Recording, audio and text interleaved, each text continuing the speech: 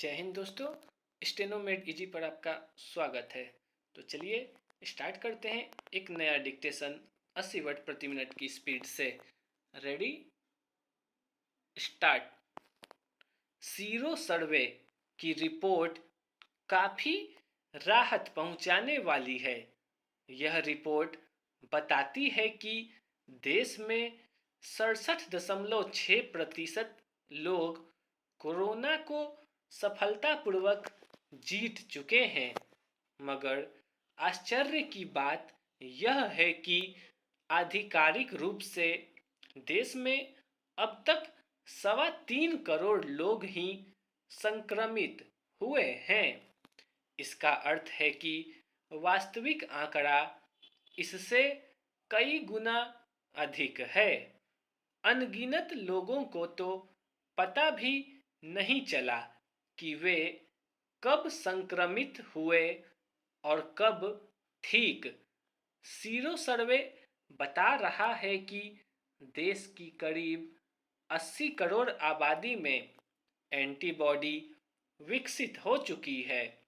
दूसरी ओर टीकाकरण अभियान भी अपनी गति से आगे बढ़ रहा है और करीब 42 करोड़ लोगों का टीकाकरण हो चुका है। इसका मतलब है कि अब हम कोरोना से जंग जीतने की स्थिति में हैं। हमें ग्रामीण क्षेत्रों में टीकाकरण को बढ़ाना होगा। महामारी की तीसरी लहर को रोकने के लिए टीकाकरण के साथ साथ कोविड प्रोटोकॉल का पालन जरूरी है।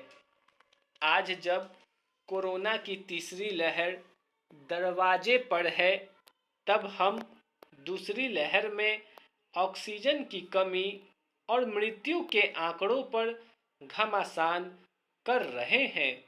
दूसरी लहर में सभी तबके बुरी तरह प्रभावित हुए, फिर भी सत्ताधारी पार्टी अपनी गलती मानने को तैयार नहीं, जबकि गलती मानना और भविष्य में उससे बचना ही बड़प्पन है। अभी तीसरी लहर के लिए कमर कसकर तैयारी करने की जरूरत है, ताकि जान माल की कम हानि हो। मौत को सियासी मुद्दा बनाना व्यर्थ है। हमारे देश में बड़ी संख्या में छोटे बड़े निजी स्कूल हैं, जहां करोड़ों बच्चे पढ़ते हैं तो लाखों लोग रोजगार पाते हैं। कोरोना काल में इन स्कूलों की कमाई कमोबेश बंद हो गई है। कई अभिभावक तो फीस भी नहीं दे रहे। नतीजतन स्कूलों की आर्थिक दशा बिगड़ रही है। कुछ स्कूल तो शिक्षकों को वेतन तक नहीं दे पा रहे। ऐसे में सरकारों को चाहिए कि वे निजी स्कूलों की उसी तरह मदद करें जिस तरह से वे उद्योग धंधों या गरीबों की करती हैं। स्कूलों को बचाने के लिए यह जरूरी है।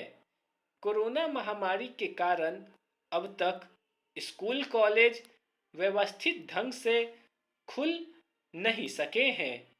ऑनलाइन क्लास के कारण पिछले वर्ष स्कूलों के खर्च कुछ कम हुए। बावजूद इसके निजी स्कूलों ने छात्रों पर पूरी फीस चुकाने का दबाव बनाया और वसूला भी। हालांकि अभिभावकों ने इसका विरोध किया, लेकिन उनका विरोध बहुत ज़्यादा असरदार नहीं रहा। अब नए शैक्षणिक सत्र में फिर से यही कहानी दोहराई जा रही है। निजी स्कूल फीस के लिए अभिभावकों पर दबाव बना रहे हैं। स्टॉप।